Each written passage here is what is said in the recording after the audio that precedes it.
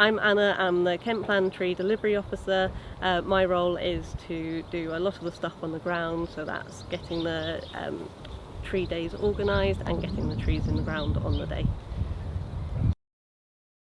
So today we're in one of our Ashford sites, so this one's on William Road, and we've got two sites, there's one here and one just behind, with about 2,000 whips in it, and they've been here for about 3 years.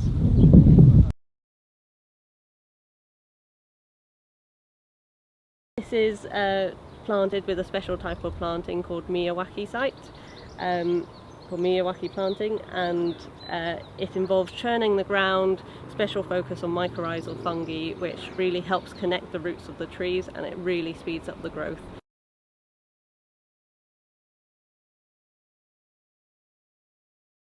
And then we also plant them quite densely together. This allows for a lot of protection and shelter, especially the inward trees. Where we've stopped going in and mowing it and treating it like a field, we all of a sudden have plants left untouched and allowed to develop, so you can see a huge range of grasses, thistles, and other wildflowers like chamomiles, poppies, and they all come up different times of the year. So further to that, they attract lots of pollinators and insects, which are really good for our trees. They attract lots of birds, which we can hear in the background now, and yeah, we've had lots, and we can even see on some sites sort of pathways that other animals have gone through, such as badgers, so we know it's being used as a shelter as well. Badgers.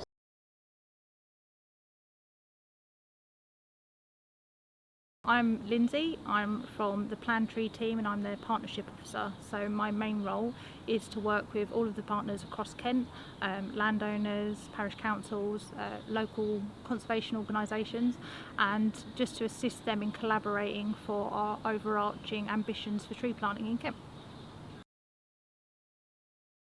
So across Kent, the tree cover actually massively varies. The high weald has a high percentage, whereas going out further to the coast and to Thanet, you see a much less coverage of trees, but a high density of people.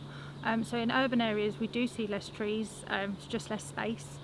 So we really want to make sure that what we're doing with our tree planting is not only right for the environment and for the wildlife that we're protecting, but it's also for the people as well.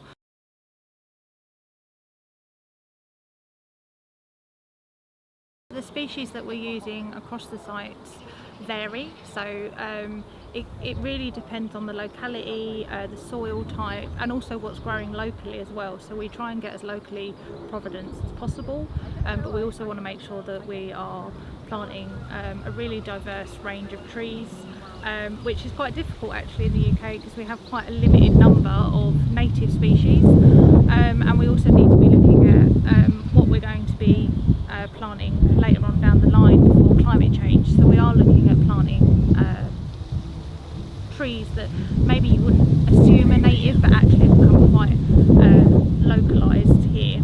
So on this site they have actually planted some sycamore species and some horse chestnut, various other things that you wouldn't class as standard native, but actually do really well, and they hold a really great ecological component for lots of different species. We've also gone for things like silverbirds, so they're fantastic pioneer species.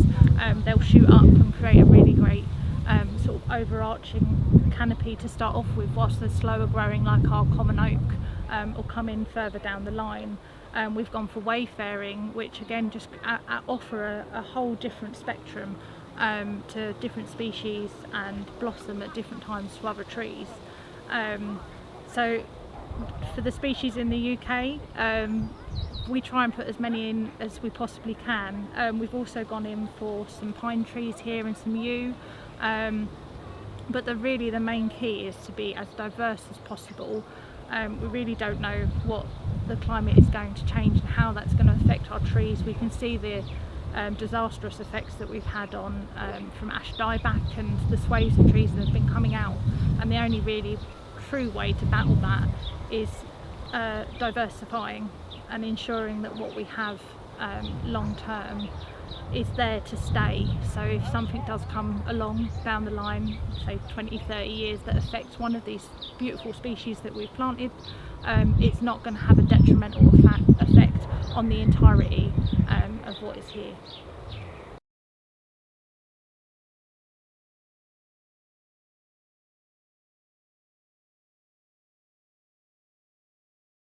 So for our roles, community engagement is super important. So first of all, from planting the trees, we have a lot of volunteers, but also in terms of tree aftercare, watering, maintenance, we really thrive with our volunteers.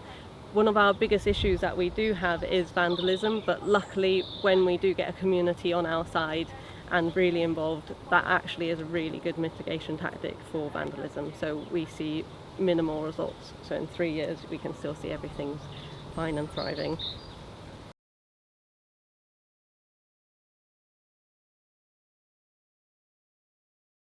If you want to get involved with Plan Tree, you can look at us up on our website, Kent Plan Tree, or you can go to Kent Green Action on Facebook and contact us through there. We'll be updating our events as and when they come up.